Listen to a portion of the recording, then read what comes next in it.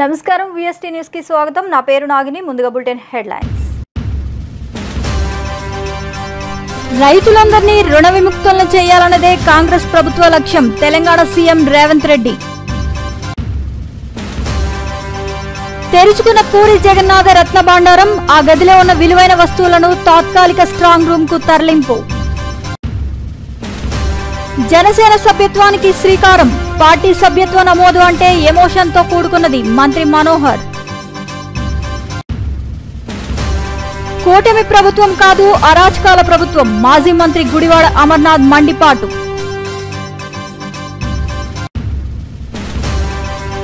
Assembly speaker చింతకాయల అయ్యన్న పాత్రుడిని కలిసిన అనకాపల్లి జిల్లా collector Vijayakrishnan, SP Deepika Patel. 1,00,000 వరకు ఉన్న రుణమాఫీ సొమ్ము 7,000 కోట్లు గురువారం సాయంత్రం 4 గంటలకు నేరుగా రైతుల రుణ ఖాతాల్లో జమ। ఈ విషయాన్ని ప్రతి ఓటరుకు కాంగ్రెస్ నేతలు సగర్వంగా చెప్పాలని సీఎం రేవంత్ రెడ్డి సూచించారు। నా జీవితంలో ఇది ఎప్పటికీ గుర్తుండిపోయే రోజు। ఈ నెలాఖరులోగా 1,50,000 వరకు, ఆగస్టులో 2 లక్షల వరకు రుణమాఫీతో ఈ ప్రక్రియ పూర్తి చేస్తాం। ఈ విషయాన్ని పోలింగ్ బూత్ స్థాయి వరకు ఇంటింటికి వెళ్లి ప్రతి ఒక్కరికి వివరించండి, ఎక్కడెక్కడ పండగ వాతావరణంలో సంబరాలు జరపండి అని ఆయన నిర్దేశించారు। రైతులందరినీ రుణ విముక్తులను చేయాలన్నదే కాంగ్రెస్ ప్రభుత్వ లక్ష్యమని, కేసీఆర్ల మాటలు చెప్పి రైతులను మభ్యపెట్టడం లేదన్నారు। ఒడిశాలోని పూరి జగన్నాథ ఆలయంలో ఉన్న రత్న భాండార్లోని లోపలి గదిని ఇవాళ తెరిచారు। ఆ గదిలో ఉన్న విలువైన వస్తువులను తాత్కాలిక స్ట్రాంగ్ రూమ్ కు తరలిస్తున్నారు। ఈ వారంలోనే రత్న భాండార్ను తెరవడం ఇది రెండవసారి। ఇవాళ ఉదయం 9:51 ఆ గదిని ఓపెన్ చేశారు। జగన్నాథునికి పూజలు చేసిన తరువాత ఒడిశా సర్కార్ నియమించిన సూపర్వైజర్ కమిటీ రత్న భాండార్లోకి అడుగుపెట్టింది। జూలై 14వ తేదీన బయట గదిలో ఉన్న అమూల్యమైన ఆభరణాలు, ఇతర వస్తువులను స్ట్రాంగ్ రూమ్కి తరలించిన విషయం తెలిసిందే। ఇవాళ సాయంత్రం వరకు లోపల గదిలోని ట్రెజరీ పెట్టెలను తరలించనున్నట్లు committee chairman justice Biswanath Raj తెలిపారు। పూరి రాజు గణపతి మహారాజా దివ్యసింగ్ దేబ్ సమక్షంలోనే ఆభరణాలు, విలువైన వస్తువులను స్ట్రాంగ్ రూమ్కు తరలిస్తున్నారు। ఆభరణాల తరలింపు ప్రక్రియను వీడియో తీస్తున్నారు। పాములు పట్టే వాళ్ళతో పాటు ప్రత్యేక భద్రతా సిబ్బంది ఆలయం వద్దే ఉన్నారు।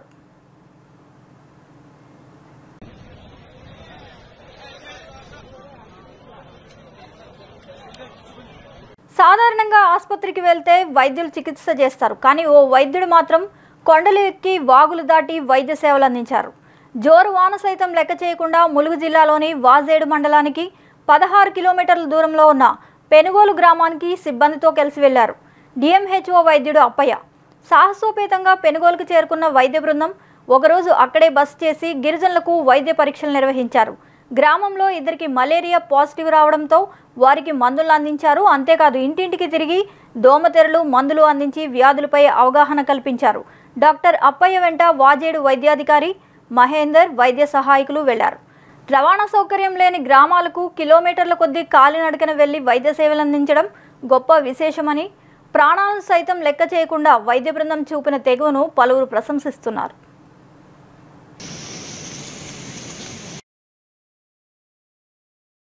టీడీపీ అరాచకాలకు అడ్డు అదుపు లేకుండా పోతోంది। పొంగనూరులో ఎంపీ మిథున్ రెడ్డిపై టీడీపీ శ్రేణులు దాడులకు పాల్పడ్డాయి। మాజీ ఎంపీ రెడ్డప్ప నివాసానికి మిథున్ రెడ్డి రాగా రెడ్డప్ప ఇంటిపై టీడీపీ శ్రేణులు రాళ్ల దాడికి దిగాయి। టీడీపీ దాడిలో గాయపడ్డ నేతలతో మిథున్ రెడ్డి సమావేశం జరుగుతుండగా పచ్చమూకలు రెచ్చిపోయాయి, రాళ్లతో దాడులకు తెగబడ్డాయి। రెడ్డప్ప ఇంటిని చుట్టుముట్టిన టీడీపీ గుండాలు మీడియా ప్రతినిధులపైన రాళ్లతో దాడి చేశారు। రెడ్డప్ప ఇంటి వద్ద టీడీపీ కార్యకర్తలు యుద్ధ వాతావరణాన్ని సృష్టించారు। ఎంపీ మిథున్ రెడ్డి, వైఎస్ఆర్సీపీ నేతల వాహనాలను కూడా టీడీపీ గుండాలు ధ్వంసం చేశారు। పొంగనూరు పట్టణానికి రావడం జరిగింది। అదేవిధంగా ఈ రోజు అందరిని కూడా కలుసుకొని ఏ సమస్యలు ఉన్నా కూడా వాటి అన్నింటినీ కూడా ఒక ఎంపీగా పరిష్కరించే విధంగా కూడా కృషి చేస్తానని చెప్పి కూడా తెలియజేస్తాను। రాష్ట్రంలో మనం వినుకొండలో చూసాము, ఇది వరకు కూడా చూసాము। వినుకొండలో పట్టపగులే 2 చేతులు నరికేసి, మెడ నరికేసి ఒక వైఎస్ఆర్సీపీ నాయకుడిని ఏ విధంగా చంపారో ఈ రోజు అందరూ కూడా చూసాను। చాలా దారుణమైన విషయం। అదే విధంగా ఈ రోజు ప్రతి నియోజకవర్గంలో కూడా ఈ రోజు ఇల్లులు కొట్టేయడము, కార్యకర్తల పైన దాడులు చేయడము, వాళ్ళు కేసులు పెట్టాలని పోతే మరీ తిరిగి వాళ్ళపైన కేసులు పెట్టించడము, ప్రభుత్వ ఆస్తులన్నీ ధ్వంసం చేయడము, ఇవన్నీ కూడా ఒక చెడ్డ ఒరవడిగా ఈ రోజు తీసుకురావడం జరిగింది తెలుగుదేశం పార్టీ। ఇది సరైన పద్ధతి కాదు। ఎప్పుడు కూడా ఎవరు కూడా శాశ్వతంగా అధికారంలో ఉండే పరిస్థితి ఉండదు। కానీ ఇలాంటి వాటికి బీజం వేస్తే రేపు పరిస్థితులు దారుణంగా మళ్లీ ఈ ఫ్యాక్షన్ గొడవలు మళ్లీ ఒకప్పుడు ఆంధ్రప్రదేశ్ లో ఎంత ఘోరంగా ఉండిందో ఫ్యాక్షన్ గొడవలు ఇవన్నీ కూడా ఆ విధంగా దారితీసే పరిస్థితులు ఉన్నాయి. ఇలాంటివన్నీ లేకుండా కూడా శాంతియుతంగా ఈ రోజు పరిపాలన జరపాలని చెప్పి కూడా నేను తెలుగుదేశం పార్టీని నేను కోరుతా ఉన్నాను. ఎందుకంటే ఈ విధంగా చేస్తే ఎప్పుడు కూడా కాలం ఒకే విధంగా ఉండదు. ఖచ్చితంగా మార్పులు ఉంటాయి. ఆ రోజు మళ్ళీ అందరూ కూడా మీ పార్టీ వాళ్ళు కూడా ఇవన్నీ కూడా చవి చూడాల్సి వస్తుంది. ఇవన్నీ కూడా ఒక మంచి సంస్కృతి కాదని చెప్పి కూడా నేను. పల్నాడు జిల్లా వినుకొండపట్నంలోని ముండ్లమూరు బస్టాండ్ వద్ద నడి రోడ్డుపై అందరూ చూస్తుండగా కత్తులతో షేక్ రషీద్ అనే యువకుడి దారుణ హత్య ఘటనపై పల్నాడు జిల్లా ఎస్పీ కె శ్రీనివాసరావు స్పందించారు. వినుకొండలో వ్యక్తిగత కక్షలతోనే హత్య జరిగిందని అన్నారు. ఇద్దరి మధ్య వ్యక్తిగత కారణాల వల్ల మాత్రమే ఈ హత్య జరిగిందని, ఈ హత్యకు రాజకీయ పార్టీలకు ఎలాంటి సంబంధం లేదని ప్రకటించారు. హత్య చేసిన జిలానీ అనే వ్యక్తిని పోలీసులు అదుపులోకి తీసుకున్నారని తెలిపారు. కాగా హత్య నేపథ్యంలో ఎలాంటి అవాంఛనీయ ఘటనలు జరగకుండా వినుకొండ పట్టణంలో 144 సెక్షన్ విధించామని వివరించారు. శాంతి భద్రతలకు విఘాతం కలిగిస్తే కఠిన చర్యలు తీసుకుంటామని ఎస్పీ హెచ్చరించారు. సమయంలో వినుకొండ టౌన్లో జిలానీ అనే వ్యక్తి తనకి రషీద్ అనే వ్యక్తికి ఉన్నటువంటి వ్యక్తిగత కక్షల వల్ల రషీద్ అనే వ్యక్తిని నరికి చంపడం జరిగింది. ఇటువంటి చర్యలు ఏమైనా కూడా ఎక్కడైనా ఏదైనా రిపీట్ అయితే చట్టపరంగా చాలా కఠినమైనటువంటి చర్యలు తీసుకోవడం జరుగుతుంది. ఎవరైనా వీటిని ఎక్కడైనా ప్రోత్సహించినా కూడా వాళ్ళు కూడా చట్టపరంగా తీసుకునే చర్యలకి బాధ్యులవుతారు. రేపు పట్టణంలో కూడా ప్రజలందరికీ కూడా ఈ విషయాన్ని తెలియజేస్తున్నాము. అందరూ సంయమనం పాటించాలి. ఎటువంటి నేర చరిత్ర ఇకపై కనబడినా కూడా అది ఉపేక్షించడం జరగదు. దీన్ని గమనించమని పోలీస్ నుంచి ఒక హెచ్చరిక అయితే ఖచ్చితంగా చేస్తున్నాము.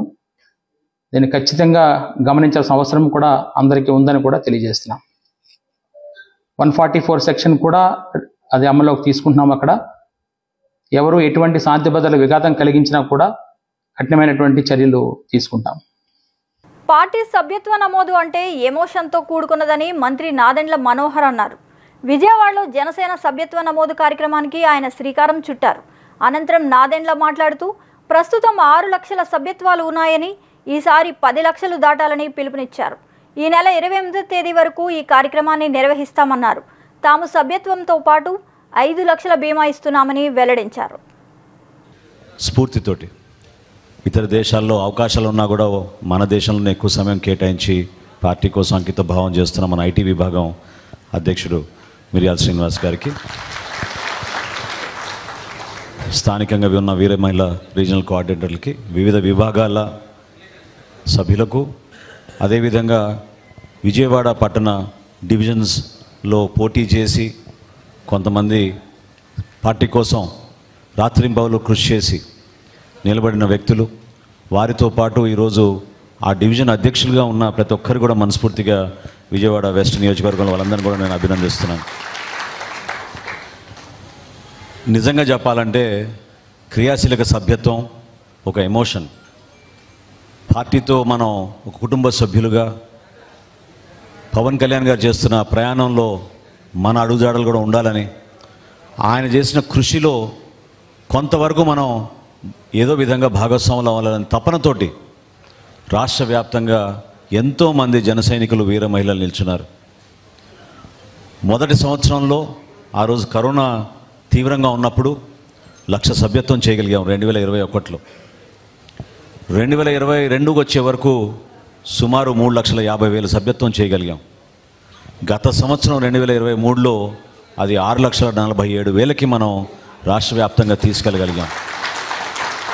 భారతదేశంలో ఈ రోజుకి కూడా ఏ రాజకీయ పార్టీ తన సభ్యులను ఒక కుటుంబ సభ్యులుగా భావించుకుని వాళ్ళకి రక్షణే కాకుండా ధైర్యం నింపే విధంగా, వాళ్ళకి ఒక మనస్ఫూర్తిగా వాళ్ళకి ఒక అవకాశం, ఒక వేదిక, అద్భుతమైన భవిష్యత్తు ఉందనే ఒక నమ్మకంతో వచ్చిన వాళ్ళందరినీ కూడా గౌరవించుకోవాలనే ఆలోచనతో మన పార్టీ విజయవాడలో ఈరోజు ప్రారంభించాల్సిన ప్రత్యేకత మీ అందరికీ తెలుసు.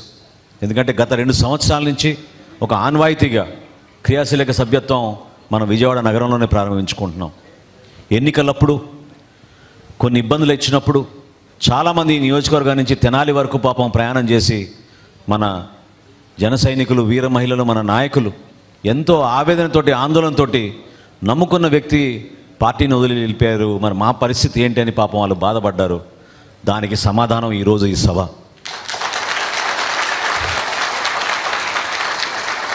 నేను ఆ రోజు చెప్పాను, ఆ రోజు ఎవరైతే బాధపడ్డారో వాళ్ళందరినీ ఓదార్చి చెప్పాను, పార్టీలో వ్యక్తులు ముఖ్యం, కానీ వ్యక్తుల వల్లనే పార్టీ ముందుకెళ్తుంది, వ్యవస్థని కూటమి ప్రభుత్వం అధికారంలోకి వచ్చిన తర్వాత రాష్ట్రంలో అరాచకాలు పెరిగిపోయాయని మాజీ మంత్రి గుడివాడ అమర్నాథ్ మండిపడ్డారు. పచ్చ నేతలు రాష్ట్ర వ్యాప్తంగా అరాచకాలు సృష్టిస్తున్నారని ధ్వజమెత్తారు. కూటమి అధికారంలోకి వచ్చాక 31 మంది ప్రాణాలు బలిగొన్నారని, 35 మంది ఆత్మహత్యకు పాల్పడేలా చేశారని విమర్శించారు. వైఎస్ఆర్సీపీ నేతల ఆస్తులను ధ్వంసం చేస్తున్నారని దుయ్యబట్టారు. రాష్ట్రంలో శాంతి భద్రతలు నిర్వీర్యమయ్యాయని అన్నారు. వినుకొండ సంఘటన దేశాన్ని కుదిపివేసిందని, పార్టీకి చెందిన మైనారిటీ నేత చేతులు నరికి దారుణంగా హత్య చేశారన్నారు. ఎంపీ మిథున్ రెడ్డిపై రాళ్లదాడి చేయడం, మాజీ ఎంపీ రెడ్డప్ప వాహనాన్ని తగులుబెట్టారని తెలిపారు. ఎంపీపై రాళ్లదాడి ప్రజాస్వామ్యంలో ఎంతవరకు సమంజసమని ప్రశ్నించారు. ఇప్పటికన్నా ముఖ్యమంత్రి గారు దీని గురించి స్పందించాలి. జరుగుతున్నటువంటి పరిణామాల్ని, వీటి గురించి ప్రజలకు సమాధానం చెప్పాలన్నటువంటి విషయాన్ని కూడా ఈ సందర్భంగా మీ ద్వారా తెలియజేసుకుంటూ, రేపు గౌరవ మా పార్టీ అధ్యక్షులు జగన్మోహన్ రెడ్డి గారు రేపు వినుకొండ వెళ్తా ఉన్నారు. ఆ కుటుంబాన్ని పరామర్శిస్తారు. ఇప్పటికే చనిపోయినటువంటి మా పార్టీ కార్యకర్తకి ప్రగాఢమైనటువంటి వారి కుటుంబానికి ప్రగాఢమైనటువంటి సానుభూతిని ఇప్పటికే మా మాజీ ముఖ్యమంత్రి జగన్మోహన్ రెడ్డి గారు ప్రకటించారు. రేపు వారి కుటుంబానికి వెళ్ళి వారికి పరామర్శించి వారికి ధైర్యాన్ని చెప్పేటువంటి కార్యక్రమం కూడా వైఎస్ఆర్ కాంగ్రెస్ పార్టీ చేయబోతా ఉంది. చెప్పాము 6 నెలల పాటు మీకు సమయం ఇస్తా ఉన్నాం. మీరు ఇచ్చినటువంటి మాటను నిలబెట్టుకోండి.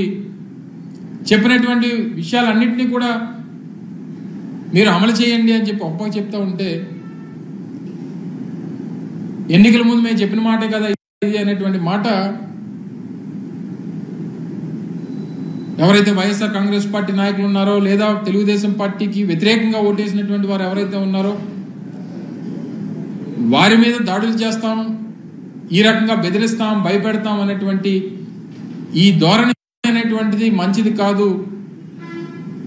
ప్రజాస్వామ్యంలో ప్రతి 5 సంవత్సరాలకు ఒకసారి ఎన్నికలు వస్తూ ఉంటాయి. ఏది శాశ్వతం కాదు. జరిగినటువంటి ప్రతి పరిణామానికి రానున్నటువంటి కాలంలో ప్రజలు మళ్ళీ తిరిగి బుద్ధి చెప్తారు అన్నటువంటి విషయాన్ని ఈ సందర్భంగా. కూటమి ప్రభుత్వం విద్యాభివృద్ధికి పెద్దపీట వేస్తుందని ఎమ్మెల్యే వేగుల జోగేశ్వరరావు పేర్కొన్నారు. డాక్టర్ బిఆర్ అంబేద్కర్ కోనసీమ జిల్లా సోమేశ్వరంలో ఉన్న ద్వారంపూడి మంగాయమ్మ జిల్లా పరిషత్ హై స్కూల్ నందు విద్యార్థుల కిట్స్ పంపిణీ కార్యక్రమంలో మండపేట శాసనసభ్యులు వేగుల జోగేశ్వరరావు ముఖ్య అతిథిగా పాల్గొని యూనిఫామ్లు, బ్యాగ్లు, షూస్, పుస్తకాలను విద్యార్థిని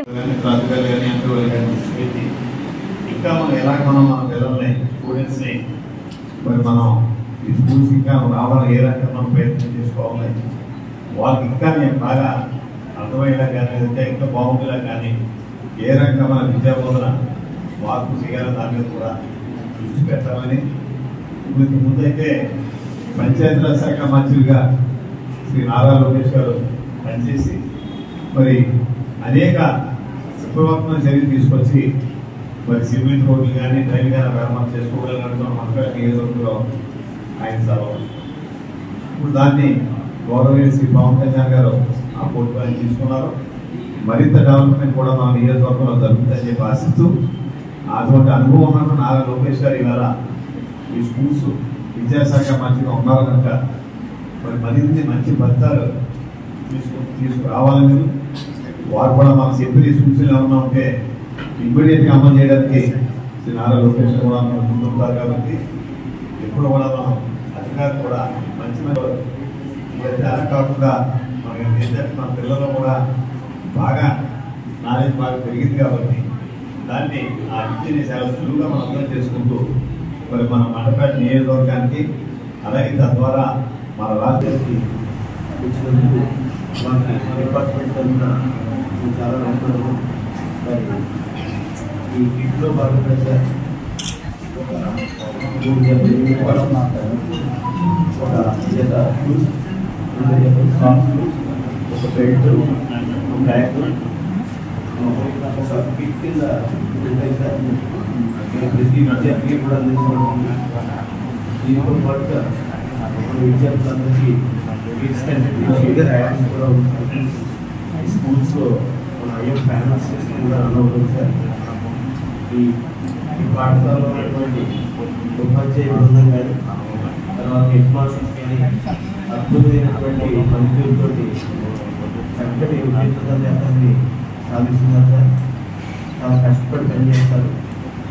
ప్రతిరోజు కూడా ఈవినింగ్ క్లాసెస్ అని చెప్పి ఒక ప్రణాళికాబద్ధంగా ఒక 100 రోజుల ప్రణాళిక ఉపాధ్యాయ బృందం అంతా కూడా ఈ విద్యార్థులందరి వరకు వారి యొక్క సమయాన్ని పాఠశాల సమయాన్ని పెట్టి చక్కటి రిజల్ట్స్ సాధించేందుకు ప్రణాళికాబద్ధంగా పనిచేసుకుంటారు. మన మండల విద్యాశాఖ కూడా ఇప్పుడు సర్వీస్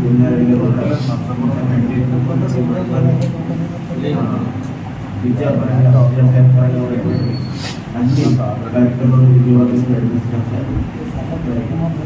ఈ పాఠశాలకి ఉన్నటువంటి ఇంకా చక్కటి వాతావరణం కూడా ఉంది. అన్ని రకాల వసతులు కూడా ఉన్నాయి. మరి విద్యార్థులందరూ కూడా నేను మొన్న ఈ అకాడమిక్ ఇయర్ స్టార్ట్ అయిన తర్వాత జరిగింది సార్. జరిగినప్పుడు పిల్లలు వాళ్ళు ఏదైనా వాళ్ళ అకాడమిక్స్లో వాళ్ళు అడిగినటువంటి ప్రశ్నలకి చక్కటి సమాధానం కూడా చెప్తున్నారు. నాకు చాలా హ్యాపీగా అనిపించింది. దానికి అంత బ్యాక్గ్రౌండ్ వర్క్ చేసినటువంటి ఇక్కడ ఉన్నటువంటి ప్రతి ఉపాధ్యాయునికి అలాగే డిపార్ట్మెంట్ ఏదైతే ఆశిస్తుందో ఒక స్కూల్ నుంచి అది పూర్తి శాతం నేను స్కూల్ నుంచి నేను చాలా ఆ ఎక్స్పెక్టేషన్ నేను అనుభవించింది. కాబట్టి ఈ స్కూల్ అంతా కూడా ఎక్సలెంట్గా పనిచేస్తుంది. మరి వర్గం రాజోల్ గ్రామంలో జనసేన పార్టీ క్రియాశీలక సభ్యత్వ కార్యక్రమాన్ని ప్రారంభించిన రాజోల్ నియోజకవర్గం ఎమ్మెల్యే శ్రీ దేవ వరప్రసాద్. ఈ కార్యక్రమంలో పాల్గొన్న రాజోలు మండల జనసేన అధ్యక్షులు సూరిశెట్టి శ్రీను, జనసేన పార్టీ రాష్ట్ర కార్యదర్శి గడ్డం మహాలక్ష్మి, జనసేన నాయకులు పూర్ణ భాస్కర్రావు, జనసేన యువ నాయకులు కోళ్ల బాబీ మరియు రాజోలు గ్రామ శాఖ అధ్యక్షులు, మండల కార్యవర్గ సభ్యులు, జనసేన వీర మహిళలు, నాయకులు, కార్యకర్తలు పాల్గొన్నారు. అంబానీ ఇంట పెళ్లిలో కోనసీమ గణపాటీలు వేద ఆశీర్వచనం. అంగరంగ వైభవంగా జరిగిన అంబానీ ఇంట పెళ్లి వేడుకల్లో కోనసీమ వేద పండితులు తమ వేద ఆశీర్వచనాలు అందించారు. అనంత్ అంబానీ, రాధికా మర్చెంట్ల వివాహ వేడుకలు 5 రోజుల పాటు గణపాటీలు పాల్గొని తమ వేద ఆశీర్వచనం అందించారు. వీరిలో నందంపూడి గ్రామానికి చెందిన కర్ర విశ్వనాథ గణపాటి, పాసలపూడి లంకగంటి భార్గవ్ గణపాటి, ఇందుపల్లికి చెందిన గొర్తి సాంబశివ గణపాటి, కమలేష్ గణపాటీలు పాల్గొన్నారు. అనకాపల్లి జిల్లా కలెక్టర్ విజయకృష్ణన్, ఎస్పీ దీపికా పటేల్ ఇటీవలే నూతనంగా బాధ్యతలు చేపట్టిన నేపథ్యంలో రాష్ట్ర అసెంబ్లీ స్పీకర్ చింతకాయల అయ్యన్న పాత్రుడిని మర్యాదపూర్వకంగా కలిసి అనంతరం భేటీ అయ్యారు. ఈ సందర్భంగా వివిధ అంశాలపై చర్చించారు. అనంతరం అయ్యన్న వారికి పలు సూచనలు చేశారు. అనకాపల్లి జిల్లా కలెక్టర్ విజయకృష్ణన్, జిల్లా ఎస్పీ దీపికా పాటిల్ మర్యాదపూర్వకంగా కలిసి భేటీ అయ్యారు. ఈ సందర్భంగా అయ్యన్న వారికి పలు సూచనలు చేశారు. వాహనదారులు తప్పకుండా హెల్మెట్ వాడాలని, కార్లు ఇతర వాహనాలు నడిపేవారు సీటు బెల్ట్ ధరించాలని, నిబంధనలను ఖచ్చితంగా పాటించాలని జిల్లా ప్రధాన న్యాయమూర్తి ఆలపాటి గిరిధర్ పేర్కొన్నారు. రాష్ట్ర అత్యున్నత న్యాయస్థానం ఆదేశాల మేరకు జిల్లా న్యాయ సేవాధికార సంస్థ ఆధ్వర్యంలో చేపట్టిన 1K వాక్ చైతన్య ర్యాలీ స్ఫూర్తిని యువత, వాహన చోదకులు పొందాలని, రోడ్డు ప్రమాదాలు లేని నగరంగా తీర్చిదిద్దాలని హితవు పలికారు. రోడ్డు సేఫ్టీని పెంచాలని సూచించారు. హెల్మెట్ వినియోగం, దాని ఆవశ్యకత, ప్రయోజనాలను తెలుపుతూ విశాఖపట్నం జిల్లా న్యాయ సేవాధికారి సంస్థ ఆధ్వర్యంలో గురువారం ఉదయం 1K వాక్ పేరుతో చైతన్య ర్యాలీ నిర్వహించారు. జిల్లా collector MN Harinder Prasad, police commissioner Shankhabrata Bagchi భాగస్వామ్యమయ్యారు. కార్యక్రమంలో భాగంగా బీచ్ రోడ్లోని కాళీమాత టెంపుల్ వద్ద ప్రముఖులంతా కలిసి జెండా ఊపి 1K వాక్ చైతన్య ర్యాలీని ప్రారంభించారు. నేను తీసుకున్నాను. ఆ రోజు నుండి ఫస్ట్ డే నుండి నేను చెప్తున్నాను 10 పాయింట్స్. అక్కడ మనం చాలా స్ట్రిక్ట్గా అవేర్నెస్ అండ్ ఎన్ఫోర్స్మెంట్ అవసరము to save lives. Number 1, BIS helmet lane driving, both for the driver as well as for the pillion rider. Number 2, triple riding. Number 3, overspeeding. Number 4, wrong route driving. Number 5, overloading of vehicles. Number 6, driving అది cell ఫోన్లో మాట్లాడుతూ driving. Number 7, without seat belt driving. Number 8, minors driving, license లేకపోయినా driving. Number 9, మద్యం తాగి driving, drunken driving. And number 10, number plate లేకుండా driving and wrong parking. So ఒకవైపు last 15 days నుండి awareness పెంచమని చెప్పాము. ఇప్పుడు ఎన్ఫోర్స్మెంట్ కూడా స్టార్ట్ చేయబోతున్నాం ఇన్ అ వెరీ స్ట్రిక్ట్ వే. మన పర్పస్ వచ్చేసి మన లక్ష్యం 100% compliance with in the city of Vizag. ఎందుకంటే డాక్టర్గా చెప్తున్నాను, నాకు నా ఫెలో డాక్టర్స్ చెప్తున్నారండి, ప్రతిరోజు వితౌట్ హెల్మెట్ డ్రైవ్ చేస్తూ యాక్సిడెంట్ పాలవుతూ మా దగ్గరికి వస్తున్నారండి. ఐసీయూలో అడ్మిషన్ జరుగుతుంది. శ్రీకాంత కృష్ణమాచార్యుల జయంతి ఉత్సవాన్ని సింహాచలం అప్పన్న ఆలయంలో గురువారం ఆలయ ఈవో శ్రీనివాసమూర్తి ఆధ్వర్యంలో నిర్వహించారు. స్థానాచార్యులు డాక్టర్ టిపి రాజగోపాల్, ఆలయ ప్రధాన అర్చకులు రమణమూర్తి, అర్చకులు వేద పండితులు ఆధ్వర్యంలో కృష్ణమయ్య జయంతి అత్యంత వైభవంగా జరిపించారు. ఈ సందర్భంగా శ్రీకాంత్ కృష్ణమాచార్యులు రాసిన అనేక ప్రవచనాలు, కీర్తనలను స్థానాచార్యులు తెలియజేశారు. ఈ కార్యక్రమంలో ఆలయ సహాయ కార్యనిర్వహణాధికారి ఎన్ ఆనంద్ కుమార్, డోనర్ కేతినీడు సాయి కుమార్ తదితరులు పాల్గొన్నారు. తెలుగు వచన సంకీర్తనానికి, వచన రచనానికి ఆద్యుడు కృష్ణమాచార్యులు, వచన సంకీర్తనానికి ఆద్యుడు కృష్ణమాచార్యులు. అట్లాంటి మహనీయుని యొక్క సంకీర్తన జయంతి ఉత్సవంలో మనం భాగస్వాములయ్యాం. ఈ సంకీర్తన జయంతిని పురస్కరించుకొని ఈనాటి నుంచి స్వామి సన్నిధానంలో ప్రతినిత్యం నాదస్వర కచేరీ జరుగుతున్నా కానీ లోకంలో ఉండేటువంటి భక్తులందరూ వీక్షించి ఆనందించడానికి తగినటువంటి రీతిలో నాద నీరాజనం అనేటువంటి కార్యక్రమాన్ని ఆరంభించుకోవడం జరిగింది. ఇవాళ నాదస్వరంతో ఆ ఈ సంకీర్తనాన్ని సింహాచలంలో కృష్ణమాచార్యుల యొక్క సంకీర్తన జయంతి సందర్భంగా దీన్ని పురస్కరించుకొని ఈనాటి నుంచి ప్రతినిత్యం నాద నీరాజనం కార్యక్రమాన్ని జరిపించుకుంటూ ఈ కార్యక్రమాన్ని పరోక్షంగా భక్తులందరూ దీన్ని వీక్షించి ఆనందించే విధంగా ఈ కార్యక్రమాన్ని రూపొందించడం జరుగుతోంది. కుంభకోణాలమయమని విశాఖ జిల్లా తెలుగుదేశం పార్టీ అధ్యక్షులు గండి బాబ్జీ అన్నారు. ఈ సందర్భంగా గురువారం జిల్లా టీడీపీ కార్యాలయంలో జరిగిన విలేకరుల సమావేశంలో మాట్లాడుతూ వైకాపా ప్రభుత్వంలో యథేచ్ఛగా ప్రభుత్వ భూములను కొట్టేశారని ఆరోపించారు. వైకాపా ప్రభుత్వ హయాంలో రాష్ట్ర వ్యాప్తంగా 1,75,000 ఎకరాల ప్రభుత్వ భూమిని దోచుకున్నారని ఆవేదన వ్యక్తం చేశారు. సుమారుగా దీనివల్ల ప్రభుత్వ లెక్కల్లోనే 35,500 కోట్ల రూపాయలు పైగా ఉందని అంచనా అని తెలిపారు. విశాఖలో వైకాపా నేతలు సామంతరాజుల మాదిరిగా విశాఖను పంచుకొని దోచుకున్నారని, ప్రభుత్వ భూములు మాత్రమే కాదు రామనాయుడు స్టూడియో, దస్పల్లా భూములు, సిబిసిఎంసి, హైగ్రీవా, ఎన్సీసీ భూములు సైతం అడ్డుదారిలో లాగేసుకున్నారని మండిపడ్డారు. అది తెలియజేస్తున్నాం. ప్రభుత్వం వారి మీద ఎంక్వైరీ చేస్తుంది. ఎవరు ఎంత భూమి కొన్నాడు, ఎంత రేట్ ఇచ్చారు, అక్కడ ఉన్న రేట్లు ఏమిటి. ఇప్పటికీ కూడా మీకు తెలుసు ఈ రాష్ట్రం మొత్తం మీద ఇల్లులు కూడా ఎక్కడా కట్టకుండా కూడా చాలా చోట్ల వాళ్ళ అనుయులకి బిల్లులు కూడా ఇచ్చేశారు. ఇల్లు పరిస్థితి చూస్తే ఎక్కడ వేస్తే అక్కడ గొంగల్లా ఉన్నాయి, పునాదులు లేవు.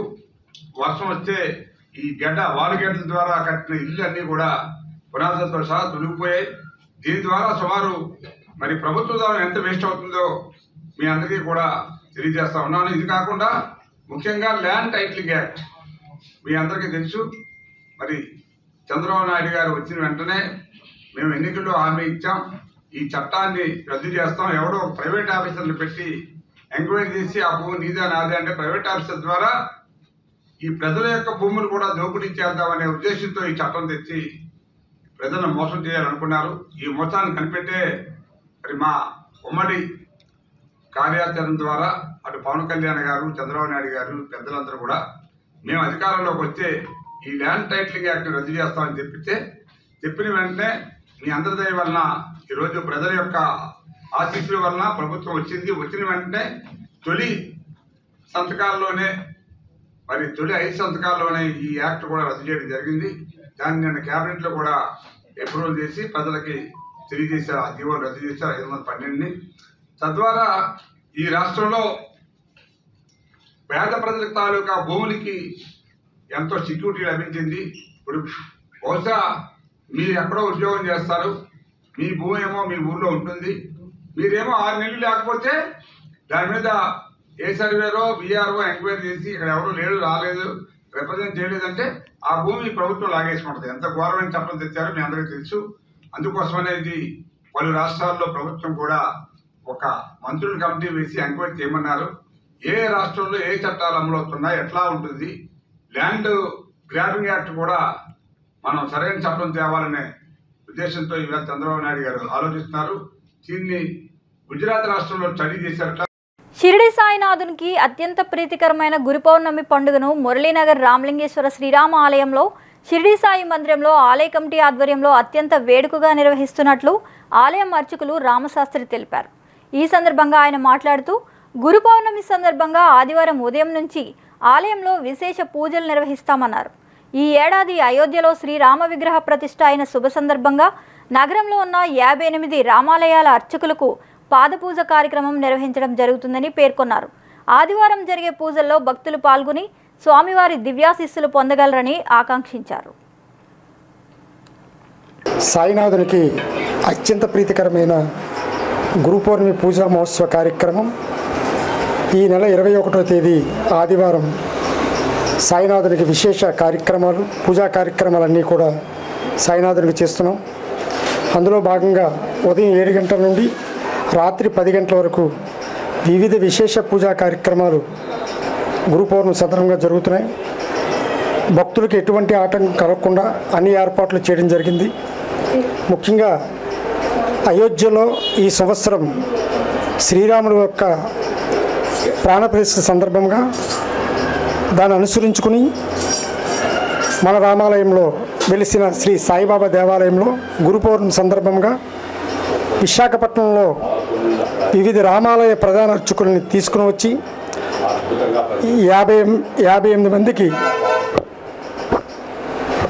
58 మందికి పాదపూజ చేయడం జరుగుతుంది. అదేవిధంగా గురు పౌర్ణమి సందర్భంగా ఆదివారం సాయంత్రం 6 గంటలకి శ్రీ సీతారాముల వారి యొక్క కళ్యాణం చేస్తున్నాం. అంగరంగ వైభవంగా కార్యక్రమాలన్నీ జరుగుతాయి. భక్తులు